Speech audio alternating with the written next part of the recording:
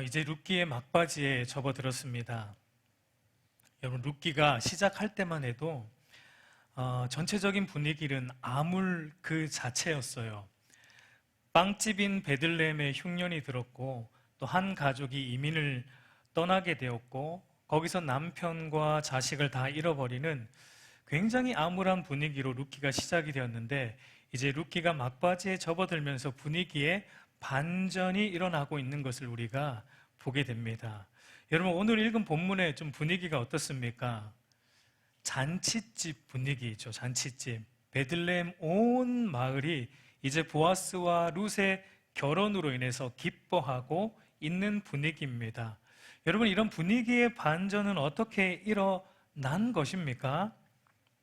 바로 왕이 없음으로 자기 소견에 오른 대로 살아가는 이 사사시대에 모두가 시대의 정신과 가치관을 따라 자기의 소견에 오른 대로 살아가는 이 시대에 나의 소견은 온전치 않다는 것을 인정하고 참으로 온전하신 하나님의 주관을 따라 살아가는 이 보아스와 룻과 같은 믿음의 사람의 등장으로 이런 반전이 이 베들레헴 동네에 일어나고 있는 것을 우리는 보게 되는 것입니다.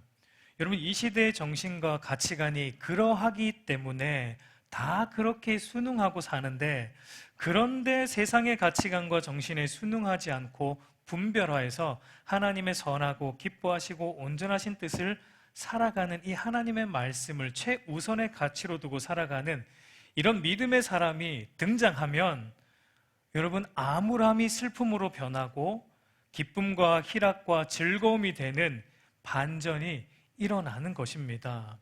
여러분, 보아스와 룻처럼 낙심하지 않고 포기하지 않고 인내함으로 말씀을 순종하면 반드시 이런 반전은 우리 인생 가운데 일어난다는 것을 여러분 꼭 기억하시기 바랍니다.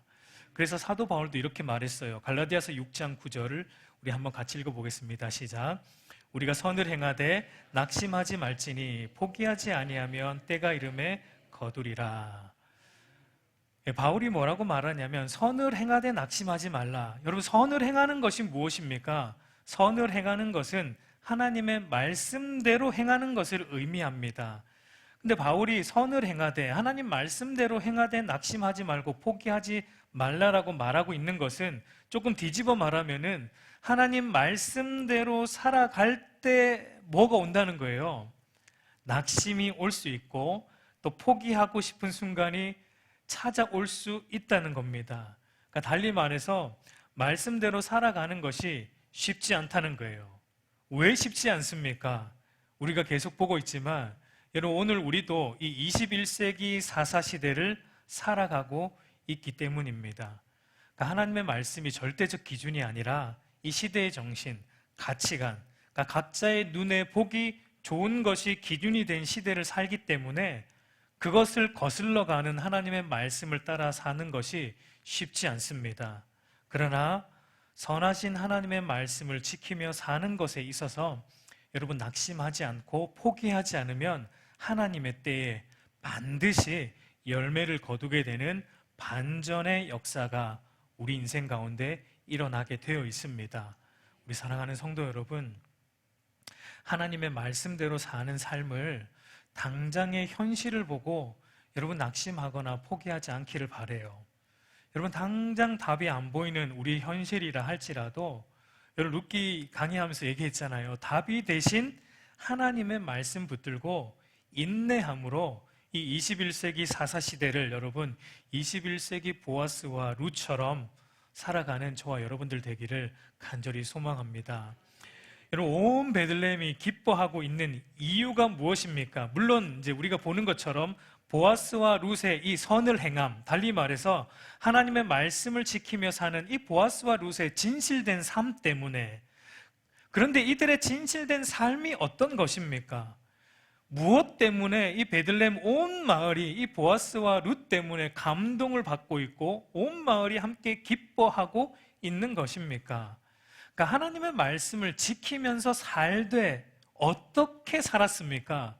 그러니까 하나님의 말씀을 표면적으로만 지킨 것이 아니고 문자적으로만 지킨 것이 아니고 그 표면적인 것을 지키는 삶을 넘어서 아주 적극적으로 하나님 말씀에 참된 정신을 지키며 사는 그 삶 때문에 사람들이 감동을 받고 있는 거예요. 함께 기뻐하고 있는 겁니다. 여러분, 우리가 지난 시간 보았지만 아무개, 그 아무개는 하나님의 말씀을 어떻게 지키며 살았습니까? 여러분, 아무개도 나름대로 하나님의 말씀을 지키는 사람이었습니다. 제가 지난 시간 아무개에 대해서 굉장히 좀 지나치게 좀 쏘아 붙였지만 조금 아무개 씨한테 죄송한 마음이 있어요. 지나치게 좀 쏘아 붙였지만 아무개도 나름대로 말씀을 지키면서 살고 있는 사람인 것은 분명해요. 그런데 그 아무개가 말씀을 지키는 그 정도가 어느 정도입니까? 그러니까 자기의 삶에 피해가 없는 선에서 율법을 지키고자 했던 것입니다. 그러니까 자기에게 물질적인 피해가 안 오고, 그리고 자기의 시간적인 피해를 받지 않는 선에서만 하나님의 말씀도 지키고 교회의 일도 헌신하고자 했던 사람이 아무개였어요. 그러니까 여러분, 아무개가 하나님의 말씀을 읽고 해석하고 적용하는 것은 어떤 것입니까? 그러니까 자기에게 도움이 되고 이익이 되는 일에는 말씀을 굉장히 적극적으로 해석을 하고 적용하고 살아갑니다. 그런데 자기에게 실질적으로 도움이 되지 않고 자기에게 포기해야 될 것들이 많은 순간에는 말씀을 최소한으로 안 지키는 게 아니에요.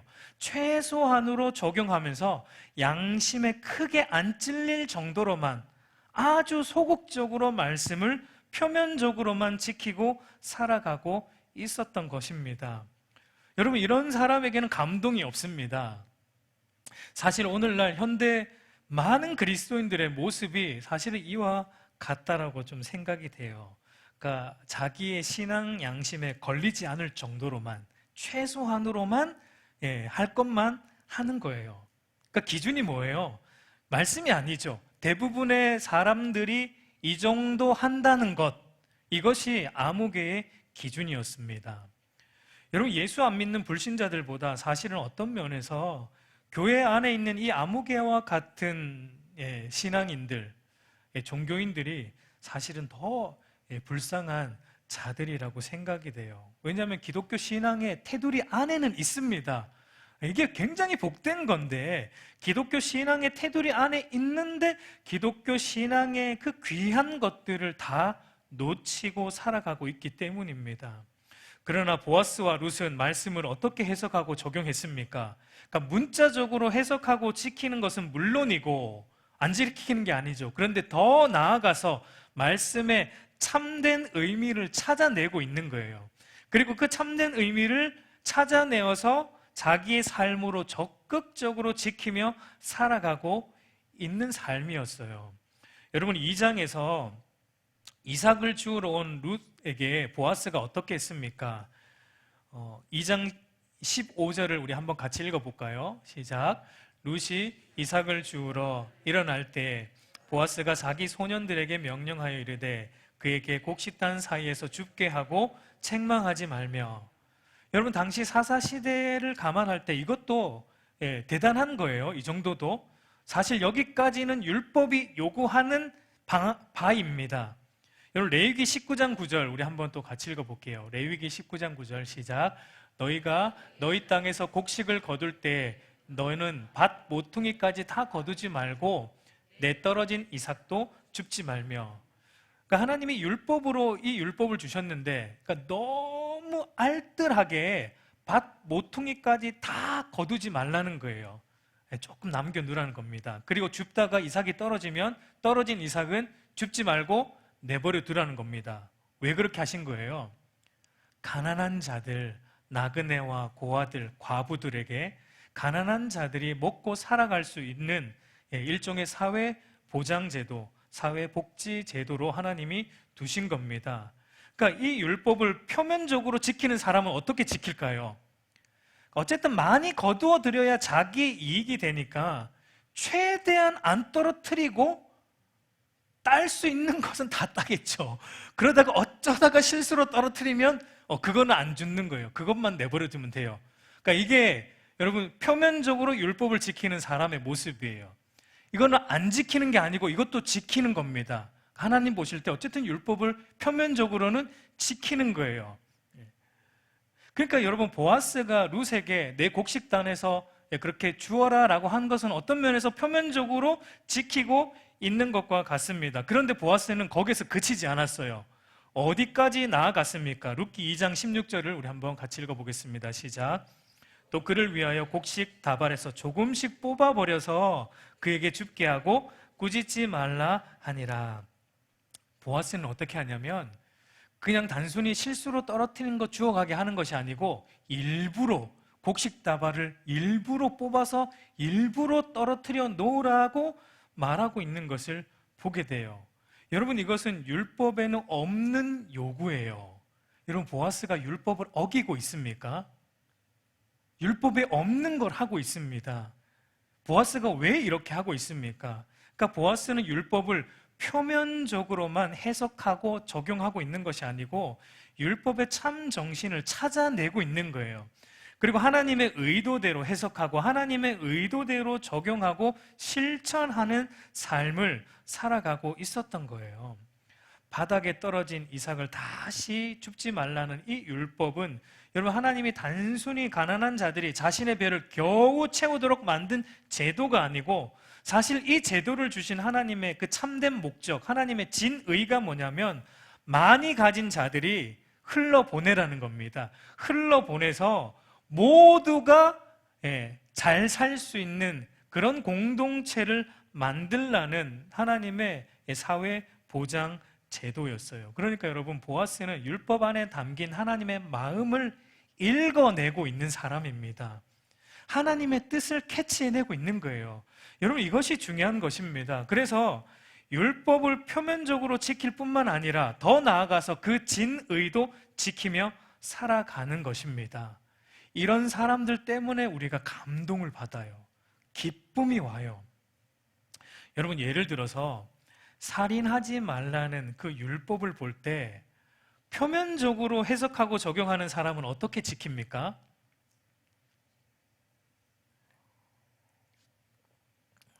살인하지 말라, 표면적으로 볼 때.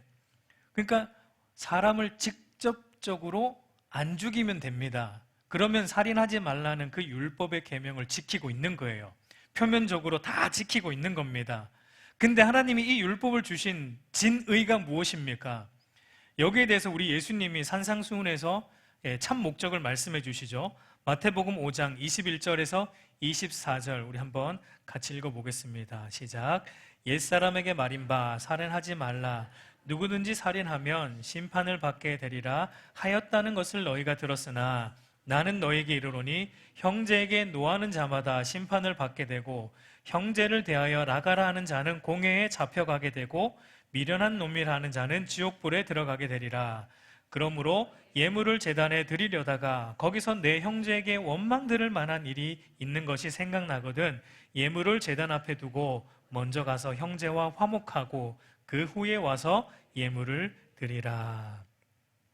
여러분, 표면적으로 이 율법을 지키는 사람은, 그러니까 사람을 진짜 죽이는 것만 살인이라고 생각하는 거예요.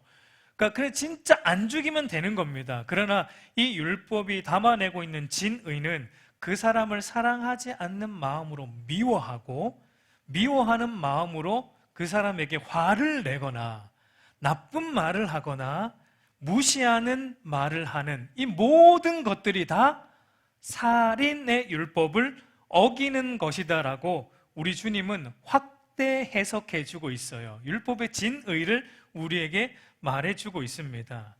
그러니까 여러분, 하나님께서 살인하지 말라는 율법을 우리에게 주신 하나님의 진짜 마음은 어떤 것입니까? 그러니까 남녀노소, 인종, 직업과 신분에 상관없이 모든 인간을 소중히 여기라는 거예요. 적극적으로 인간을 사랑하라라는 의미로 주신 겁니다. 왜 그렇습니까? 남녀노소, 인종, 직업과 신분에 상관없이 모든 인간은 하나님의 형상으로 창조되었기 때문에 인간은 그 자체로 존귀한 존재라는 것입니다. 그렇기 때문에 하나님의 형상으로 창조된 인간을 표면적으로 죽여서도 안 되지만 함부로 대해서도 안 되고, 함부로 말해서도 안 되고, 더 나아가서 적극적으로 그들을 보호하고 아끼고 사랑하라는 것이 이 살인하지 말라는 율법 속에 담겨 있는 하나님의 마음이라는 거예요. 그러니까 우리가 율법을 볼 때 여기까지 파고 들어가야 되는 거예요.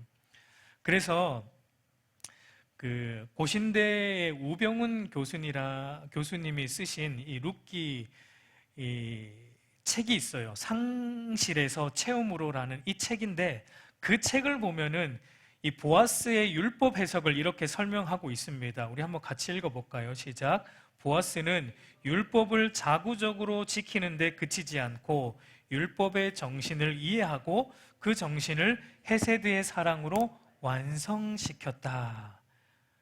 여러분, 사도 바울은 이렇게 말합니다. 로마서 13장 8절에서 10절, 이것도 한번 같이 읽겠습니다. 시작. 피차 사랑의 빚 외에는 아무에게든지 아무 빚도 지지 말라. 남을 사랑하는 자는 율법을 다 이루었느니라. 간음하지 말라, 살인하지 말라, 도둑질하지 말라, 탐내지 말라 한 것과 그 외에 다른 계명이 있을지라도 내 이웃을 내 자신과 같이 사랑하라 하신 그 말씀 가운데 다 들었느니라. 사랑은 이웃에게 악을 행하지 아니하나니 그러므로 사랑은 율법의 완성이니라. 그러니까 모든 율법 안에 담긴 하나님의 목적, 하나님의 의도, 하나님의 진의가 무엇이라는 것입니까? 그러니까 사랑으로 압축된다라는 거예요. 어떤 사랑입니까? 이 사랑은 룻기가 계속 얘기하지만 헤세드의 사랑이에요. 그러니까 헤세드의 사랑은 하나님의 언약적 사랑입니다. 여러분, 이 언약적 사랑은 어떤 사랑을 말합니까? 상대방의 어떠함에 상관없이 변함없이 사랑하는 사랑입니다. 왜 그렇습니까? 우리는 하나님께 죄를 지었고 하나님께 반역했고 하나님을 떠났고 하나님과 원수되었지만 하나님은 우리를 어떻게 하셨습니까? 우리를 구원하시기 위해 아들 예수 그리스도를 내어주시고 우리를 자기 자녀 삼아주시고 변함없이 사랑해 주셨습니다. 우리가 죄인 되었을 때에 우리를 사랑해 주셨어요. 우리가 잘해서 사랑해 주신 것이 아니고 우리가 원수였고 죄인 되었을 때, 그게 하나님의 헤세드의 사랑입니다. 그러니까 율법에 담긴 하나님의 의도는 너희도 하나님께 이런 변함없고 넘치는 헤세드의 사랑을 받았으니까 너희도 다른 이들에게 그런 사랑으로 섬겨야 된다라는 것이 모든 율법 안에 담겨 있는 율법의 참된 목적이라는 거예요.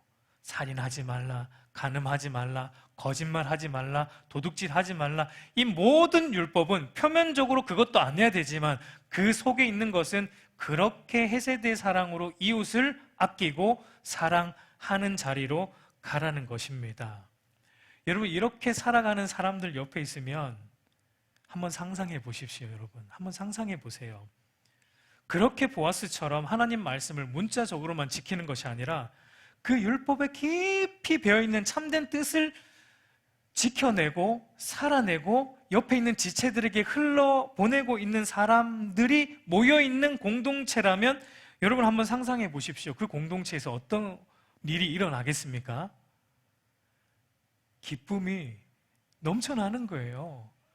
감동되는 거예요. 사람들이 옆에 있는 우리 지체가 하는 걸 볼 때 감동받습니다. 왜냐하면 자기 이익을 위해서 헌신하는 게 아니고 다른 이들의 이익을 위해서 자기를 희생하기 때문에 감동을 받게 되는 것입니다. 여러분, 그런 공동체는 하나님 나라가 이루어지고 있는 거고 하나님 나라를 맛보고 있는 것과 같습니다. 여러분, 그런데 아무개와 같은 이런 사람들이 모여있는 공동체 가면 어떻습니까? 자기 잘난 맛에 사는 공동체예요. 누구나 할 거 없이 자기는 표면적으로 지키고 있기 때문에 할 거 다 했어요. 모두가 그렇게 생각합니다. 그리고 다른 이들은 할 거 안 한 것으로 생각하고 다른 이들에게 희생과 헌신을 요구해요. 여러분, 이런 사람들이 모이면 이곳은 무엇이 이루어지고 있는 거예요? 이것이 바로 지옥이에요, 여러분. 예. 우리가 여러분 지옥 하면은 자꾸 무슨 불구덩이 생각하고, 거기 가면은 막 뭐 이상하게 뿔 달린 사람이 나와서 삼지창 들고 우리를 막 찌르고, 예, 찔러도 죽지 않고 계속 고통만 당하는 뭐 그런 곳으로 우리가 지옥을 상상하지만, 여러분 지옥이 그런 곳이 아니에요. 지옥은 사실은 어떤 곳이냐면 자기 사랑으로 충만한 사람들이 모여 있는 곳이 지옥입니다. 오로지 자기만 사랑하는 사람, 자기 중심적인 사람들이 모여서 사는 그 공동체가 지옥이에요. 예, 아마 주님 다시 오시고 이루어질 지옥도 그런 곳일 것이다라고 저는 생각을 해요.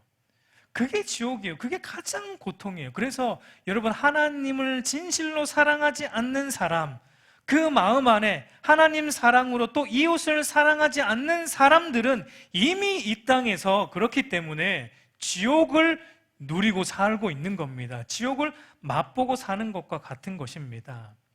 그러나 보아스처럼 살 때 여러분 이미 천국을 맛보는 겁니다.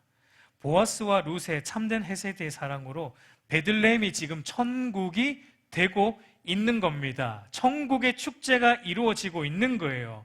그래서 모든 이들이 보아스와 룻을 지금 축복하고 있어요. 우리 11절에서 12절을 보면은 성문에 있는 모든 백성과 장로들이 이르되 우리가 증인이 되나니 여호와께서 내 집에 들어가는 여인으로 이스라엘의 집을 세운 라헬과 레아 두 사람과 같게 하시고 내가 에브랄에서 유력하고 베들레헴에서 유명하게 하시기를 원하며 여호와께서 이 젊은 여자로 말미암아 내게 상속자를 주사 내 집이 다말이 유다에게 낳아준 베레스의 집과 같게 하시기를 원하노라 라고 말합니다.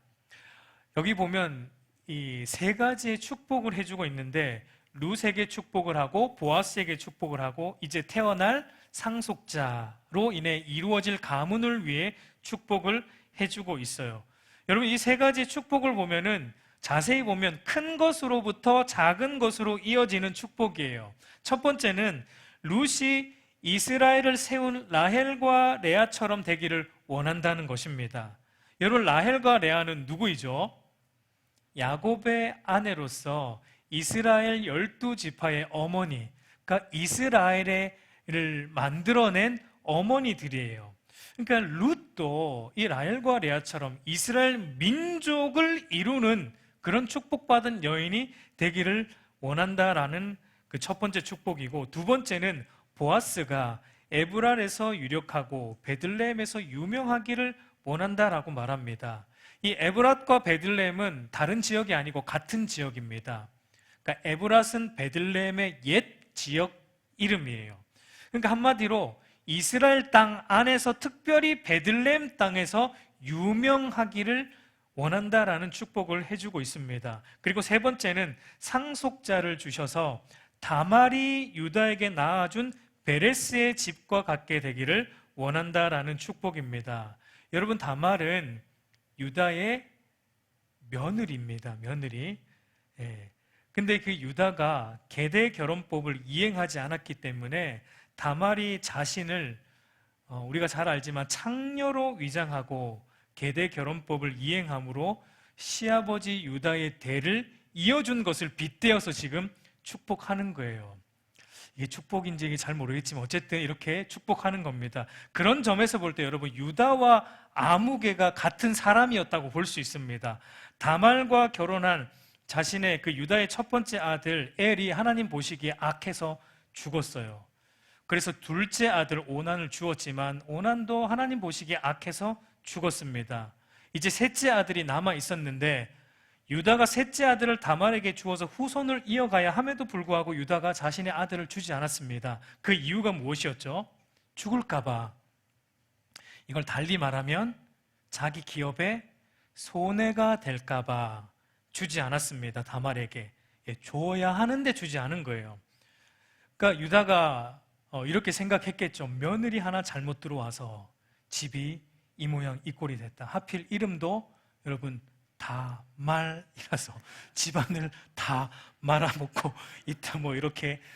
물론 유다가 그런 생각을 했는지 모르겠지만 여러분 이름 잘 지어야 됩니다. 이름 잘 지어야 돼요. 그래서 하여튼 셋째 아들을 주지 않았어요.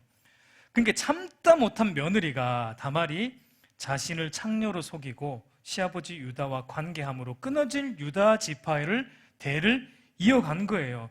그런 점에서 보면 또 다말과 룻이 유사한 점이 많아요. 둘 다 이방인으로 본 남편이 죽은 과부가 되었고, 둘 다 계대 결혼을 통해 후손을 이어가기 위해 방법은 달랐지만 적극적으로 기업 물을 자에게 다가갔고, 둘 다 기업 물을 자격이 더 가까운 사람들이 아니라 그 다음 사람을 통해 후손을 이어가는 것을 우리는 보게 됩니다. 그런 점에서 바로 이 다말이 유다를 통해 베레스를 낳은 것처럼 축복하듯이 룻도 그렇게 베레스의 가문을 이어가라고 축복해 주고 있다라고 우리는 볼 수 있습니다. 어쨌든 여러분, 이 세 가지의 축복을 보면은 이스라엘 전체에서, 그리고 베들레헴 지역에서, 그리고 그 지역의 유다 지파 가문 중에 베레스 가문으로 좁혀지고 있는 것을 우리가 보게 돼요. 여러분, 룻기의 저자는 바로 보아스와 룻을 통해 태어날 아이가 이스라엘에서, 그리고 베들레헴 지역에서, 그 다음은 바로 유다 지파의 베레스의 후손으로 태어날 오벳인 것을 추적하고 있고, 특별히 오벳을 통해 누가 태어나죠? 이새가 태어나고, 이새를 통해 또 누가 태어납니까? 다윗이 태어나는 것으로 마치면서 룻기 다음 성격이 뭡니까? 사무엘상인데, 그 사무엘상을 대표하는 인물이 누구입니까? 다윗 왕이에요. 그러니까 다윗 왕의 족보까지 추적해 나가고 있는 것을 보게 돼요. 여러분, 그러나 이 축복이 궁극적으로 가리키고 있는 것은 무엇입니까? 왕이 없는 시대인데 다윗 왕이 오는구나. 하나님 마음에 합한 다윗 왕이 오는구나. 드디어 이스라엘 민족에게. 여러분, 이것이 참된 축복입니까? 아니죠, 사실은. 왜냐하면 다윗도 완전한 왕은 아니기 때문에. 우리가 룻기를 다루는 이 마지막 시간, 다음 주에 더 자세히 다루겠지만, 바로 이 축복이 추적해내고 있는 것은 뭐냐면 참 왕이신 예수님의 오심을 추적하고 있는 거예요. 이스라엘 전체에서, 그리고 베들레헴에서, 그리고 유다 지파의 베레스 가문을 통해 오실 온 세상을 구원하실 구원자, 참 고엘이신 예수님이 오시는 것을 축복으로 말하고 있는 것입니다. 여러분, 이것이 축복의 핵심이에요. 예수님이 왕으로 오시는 겁니다. 예수 그리스도를 왕으로, 예수님을 고엘로 만나는 인생이 바로 축복받은 인생이라는 것을 우리에게 말하고 있어요. 예수 그리스도를 왕으로 모시고 사는 인생이야말로 가장 복받은 사람 중에 복받은 사람이라는 것을 룻기의 저자는 축복하고 있는 것입니다. 여러분, 율법을 표면적으로만 지키지 않고 율법 안에 담긴 하나님의 진리를 알고 그 진리를 지키며 살려고 했던 그 보아스와 룻도 완전하지 않았어요.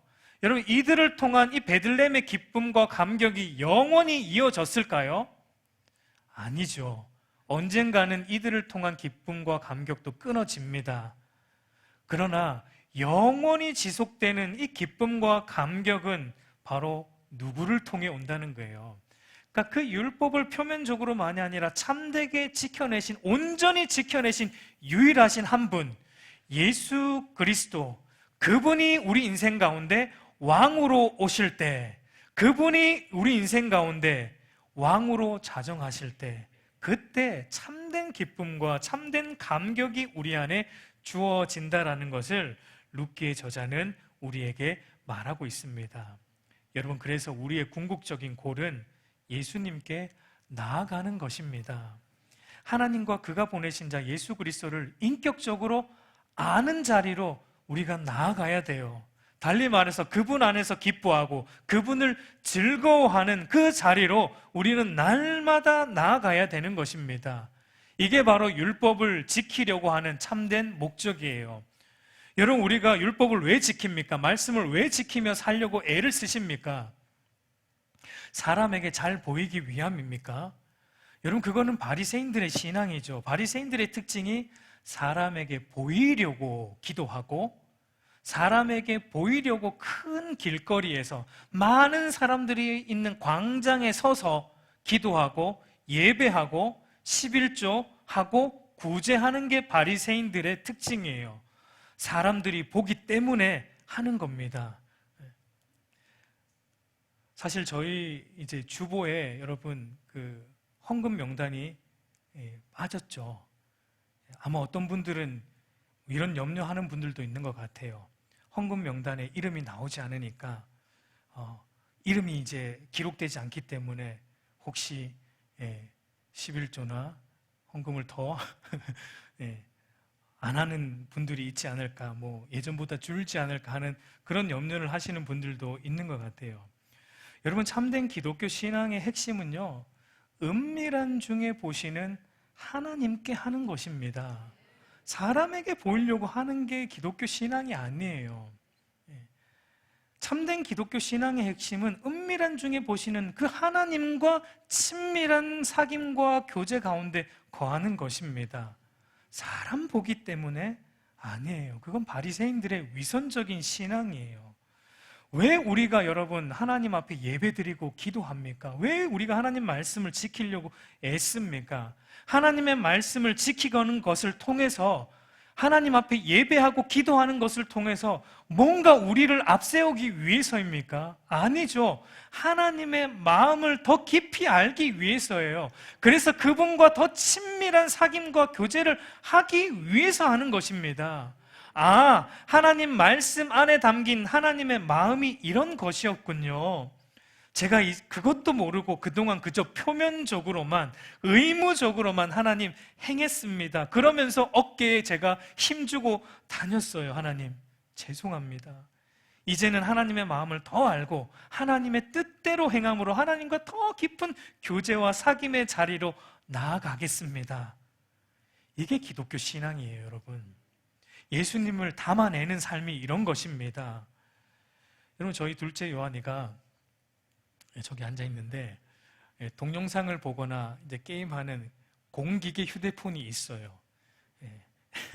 그런데 그 폰을 가지고 놀 수 있는 시간이 정해져 있습니다. 금요일부터 예배 시간을 제외한 주일 오후까지 이렇게 저희 집의 율법이에요.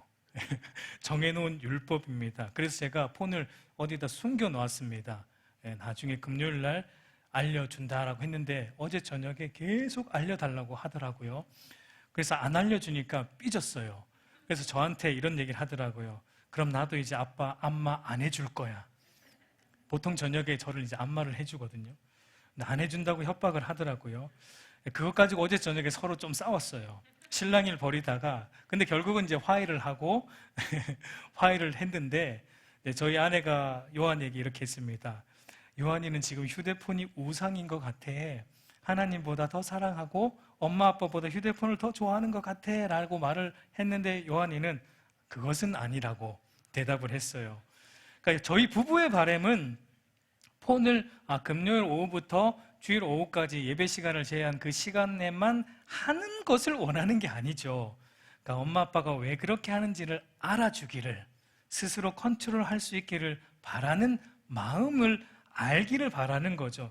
여러분, 마치 율법은 이런 것과 같아요. 하나님이 우리에게 율법을 주신 것은 그런 것입니다. 표면적으로 여기까지야, 너희가 여기까지만 지키면 돼. 하나님 이거 원치 않아요. 물론 지켜야 되죠. 그것도 표면적으로도 지켜야 되죠.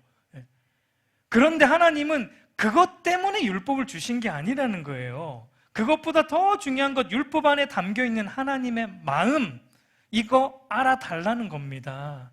더 하나님의 의도를 알고 더 하나님과 가까워지자는 거예요. 나와 좀 가까워지자는 겁니다. 함께 가자는 거예요. 동상이몽으로 살지 말자는 거예요.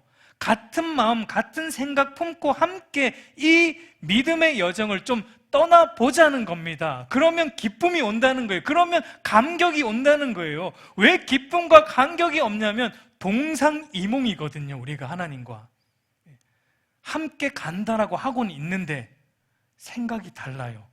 내가 가진 생각과 하나님이 가진 생각이 달라요. 근데 하나님이 우리에게 원하는 것은, 율법을 주심으로 원하는 것은 그 율법 안에 담긴 하나님의 마음을 알고 하나님과 함께 하자. 내 자녀니까 하나님을 닮은 자녀로서 함께 날마다 대화하고 함께 소통하자라는 것이 하나님의 마음인 것입니다. 그래서 여러분, 하나님의 마음을 아는 이 보아스와 룻이 드디어 결혼을 하게 되었고 마침 아들이 태어났습니다. 우리 13절을 보면 이에 보아스가 룻을 맞이하여 아내로 삼고 그에게 들어갔더니 여호와께서 그에게 임신하게 하심으로 그가 아들을 낳은지라. 여러분, 우리가 알고 있듯이 룻은 말론, 첫 번째 남편인 말론이 죽기 전에 10년 동안 말론과 살았어요. 그런데 10년 동안 아이가 생기지 않았어요. 물론 말론에게 원인이 있었을지도 모르지만 어쨌든 룻은 불임에 가까운 여인으로 알려져 있었습니다. 그런데 여러분, 보아스를 만나자마자 어떻게 됩니까? 임신했어요. 대반전이죠. 대반전이 일어난 거예요. 그리고 베들레헴의 여인들이 나오미를 이제는 축복합니다. 14절에서 17절을 보면 여인들이 나오미에게 이르되 찬송할지로다 여호와께서 오늘 내게 기업 물을 자가 없게 하지 아니하셨도다. 이 아이의 이름이 이스라엘 중에 유명하게 되기를 원하노라. 이는 내 생명의 회복자이며 내 노전의 복량자라. 곧 너를 사랑하며 7 아들보다 귀한 내 며느리가 낳은 자로다 하니라. 나오미가 아이를 받아 품에 품고 그의 양육자가 되니 그의 이웃 여인들이 그에게 이름을 지어주되 나오미에게 아들이 태어났다 하여 그의 이름을 오벳이라 하였는데 그는 다윗의 아버지인 이새의 아버지였더라. 보아스와 룻만 축복을 들은 것이 아니고 나오미도 이제 축복의 말을 듣습니다. 보아스와 룻 사이에 태어난 이 아이로 인해서 나오미의 생명이 회복되었고 노년에 살아갈 힘을 공급받게 되었고, 그리고 이것은 7 아들보다 나은 룻과 같은 며느리로 인한 것임을 축복하고 있습니다. 여러분, 아까도 말했지만 룻기의 시작은 죽음과 관련된 단어들로 시작이 되었어요. 흉년이 들었고 남편이 죽었고 남편 또 아들들이 죽고 여인들만 갑으로 남는 죽음의 언어들로 가득 찼는데 오늘 이 룻기의 마지막은 이제 임신하여 생명이 잉태되고 생명의 회복이 되고 노년의 복량자가 되고 7 아들보다 귀한 며느리고 아들이 태어났고 아들을 품에 품었다라는 생명의 단어들로 가득 채워져 있는 것을 우리가 보게 돼요. 여러분, 그런데 이런 죽음이 변하여 생명이 되는 이 반전의 역사는 어떻게 일어나고 누가 행하셨습니까? 오늘 본문에 여러분 주어를 보세요. 본문을 보면 여호와께서라는 이 주어가 몇 번이나 등장하고 있습니까? 11절에서 14절까지 보면 4번 등장합니다. 4번 등장해요. 여러분, 그동안 우리가 룻기를 살펴보면서 여호와의 이름이 거의 등장하지 않았습니다. 중간에 거의 한 번도 등장하지 않았어요. 딱 한 번 앞에 1장 6절 그 여인이 모압 지방에서 여호와께서 자기 백성을 돌보시사 그들에게 양식을 주셨다 함을 듣고 이에 2 며느리와 함께 일어나 모압 지방에서 돌아오려 하여 이때 1장에서 딱 한 번 여호와께서가 등장했어요. 그러니까 이때도 여호와께서가 언제 등장하냐면 회복과 생명을 암시하는 본문에서 여호와께서 주어로 등장하고 있는 것을 보게 돼요. 여러분, 룻기의 저자가 왜 이런 구조를 취하고 있습니까? 그러니까 생명과 회복은 하나님으로부터 온다는 것입니다. 여러분, 이 세상의 모든 질고와 아픔은 하나님이 주신 것이 아닙니다. 아니에요. 하나님께서 여러분 창조하실 때 모든 만물을 보시기에 좋게 선하게 창조하셨습니다. 그리고 모든 피조물들을 관리할 대리인으로 저와 여러분 인간을 하나님의 형상으로 창조하시고 하나님이 너무 좋아하셨어요. 심히 좋아하시고 기뻐하셨습니다. 이런 표현을 써도 될지 모르겠지만 하나님이 저와 여러분을 창조하시고 발을 동동 구르셨어요. 너무 좋아하셨어요. 하나님 당신을 똑 닮은 그 당신의 자녀들이거든요. 그러니까 저와 여러분을 창조하시고 하나님이 기뻐서 어쩔 줄 몰라 동동동동 뛰셨어요. 여러분, 이게 상상이 됩니까? 상상이 되세요? 근데 여러분, 그런 인간이 하나님을 배반했습니다. 반역했습니다. 하나님을 의존하지 않고 자기 스스로 주인 되어 살겠다고 하나님을 스스로 버렸습니다. 그 결과 하나님과의 관계, 인간의 관계, 자연과의 관계 다 깨어지고 일그러져서 이 땅에 이처럼 아픈 일들, 질고들이 끊이지 않고 일어나고 있는 거예요. 여러분, 나오미가 베들레헴을 떠나 모압으로 갔다 다시 베들레헴에 돌아왔을 때 자신의 인생을 말하라, 고통이다, 쓰라림이라 라고 고백했던 것처럼 하나님을 떠나간 인생은 이처럼 고통과 쓰라림의 연속이라는 거예요. 그러나 하나님께 다시 돌아오기만 하면 우리를 죄의 속박으로부터 건져내실 참된 구속자이신 그리스도 예수를 만나기만 하면, 그분에게로 돌아오기만 하면 마라가 변하여 나오미 곧 희락과 즐거움이 되게 하여 주신다는 것입니다. 떠난 건 우린데 여러분, 하나님은 돌아오기만 하면 그렇게 해주신대요. 생명을 다시 회복하여 주신다라고 하나님은 약속하고 있는 거예요. 여호와께서 하고 계신 거예요. 우리 사랑하는 성도 여러분, 이제 말씀을 맺겠습니다.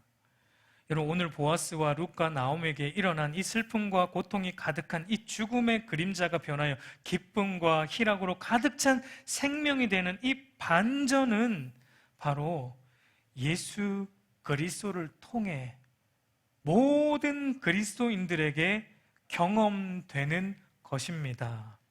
여러분, 그것을 누리고 있습니까? 여러분, 이 반전은 우리가 살아가면서 계속 누릴 수 있는 거고, 종국에 우리 주님 다시 오실 때 대반전을 우리는 또 경험하게 될 거예요.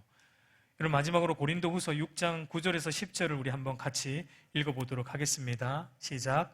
무명한 자 같으나 유명한 자요, 죽은 자 같으나 보라, 우리가 살아있고, 징계를 받는 자 같으나 죽음을 당하지 아니하고, 근심하는 자 같으나 항상 기뻐하고, 가난한 자 같으나 많은 사람을 부유하게 하고, 아무것도 없는 자 같으나 모든 것을 가진 자로다.